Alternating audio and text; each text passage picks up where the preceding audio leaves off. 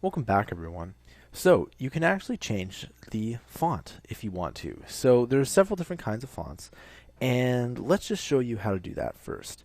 Let's change the font of the header. So let's go all the way to the style, and at the end we need to put that semicolon, and we're going to go and type in font family.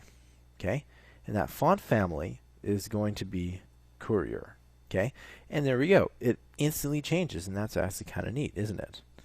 All right, you can also change it to Verdana, which is another cool font, or you can change it to the simple Arial.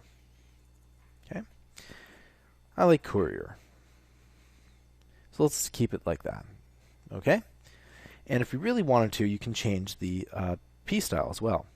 So let's go ahead and let's actually change that. Font dash family colon and then Courier, and there we go. We can see all of those fonts actually change.